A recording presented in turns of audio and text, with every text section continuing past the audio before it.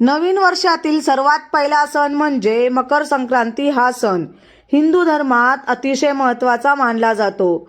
या दिवशी तिळगुळ देऊन नात्यातील प्रेम घट्ट करण्याची प्रथा आजही लोक आनंदाने पाळतात। संक्रांतीला पतंग उडवले जातात। पहिला रामाचा औसा राम मंदिरात जाऊन करतात, त्यामुळे ह्या दिवसाची वाट सर्वजण अगदी आतुरतेने पाहताना दिसतात।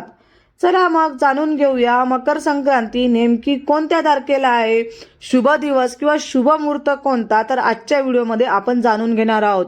श्री स्वामी समर्थ तुमचं सगळ्यांचं आपल्या चॅनलमध्ये मनापासून स्वागत आहे। मकर संक्रांती हा सणाला हिंदू धर्माचा अतिशय महत्त्वाचं स्थान आहे। ह्या दिवशी ज्योतिषविषयी दृष्टीने देखील अतिशय महत्त्वाचा मानला जातो। मकर संक्रांतीच्या दिवशी सूर्य हा मकर राशीत संक्रमण करतो। याचा परिणाम सर्व 12 राशींवर होतो, त्यामुळे या दिवसाचे ज्योतिषीय महत्त्व देखील अधिक आहे।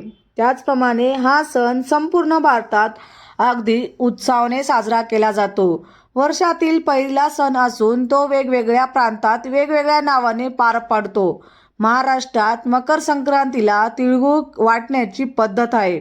या दिवशी सूर्यनारायणाची देखील पूजा केली जाते।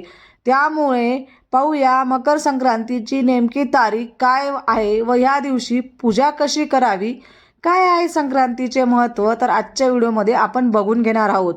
मकर संक्रांतीचा तारीख व शुभ मुहूर्त कोणता आहे ते बघून घेऊ। मकर संक्रांती 2026 मध्ये बुधवार 14 जानेवारी रोजी साजरी केली जाईल। पूजेचा शुभ मुहूर्त आहे दुपारी 2:49 ते संध्याकाळी 5:45 पर्यंत शुभ मुहूर्त आपला मकर संक्रांतीचा आहे। मकर संक्रांतीच्या दिवशी विवाहित महिला सुगड पुजतात। सुगड म्हणजेच मातीची छोटी बोळकी। ह्या दिवशी सकाळी लवकर उठून स्नान करावे, मग सूर्याला अर्घ्य द्यावे। त्यानंतर विवाहित महिला एकाच दिवशी काळ्या रंगाचे वस्त्र घालून पूजा करू शकतात। त्यामुळे पूजेचा शुभ मुहूर्त पाहून आपल्या देवघरात 5 सुगड घ्यावेत, ते एका पाटावर ठेवावे, त्याला लाल धागा बांधावा व हळद कुंकू लावावे। मग सुगडीत बोरे, गाजर, शेंगा, उसाचे तुकडे, हरभरा, तिळगुळ ठेवावे। यातील एक सुगड आपल्या देवघरात ठेवावे, दुसरे तुळशीपाशी ठेवावे। त्यानंतर राम मंदिरात जाऊन रामाचा औसा करावा। एक सुगड रामापाशी ठेवावे, एक सुगड सवाष्णीला द्यावे व एक सुगड कोणत्याही मंदिरात ठेवावे। अशा प्रकारे सुवासिनी पहिला पूजा करतात। त्यानंतर तिळाची गोड पोळी घरात केली जाते व त्याचाच नैवेद्य देखील देवांना दाखवला जातो। मकर संक्रांती का केली जाते किंवा त्याची पौराणिक कथा काय आहे आपण ह्या व्हिडिओमध्ये पण बघणार आहोत।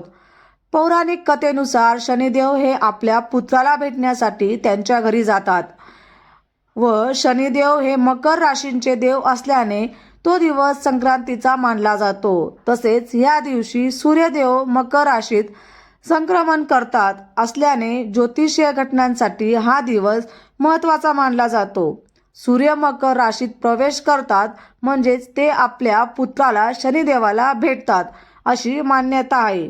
आणखी एका कथेनुसार देवीने शंकरासुर राक्षसाचा वध ह्या दिवशी केला, त्या दिवसाला मकर संक्रांती सुद्धा म्हटले जाते।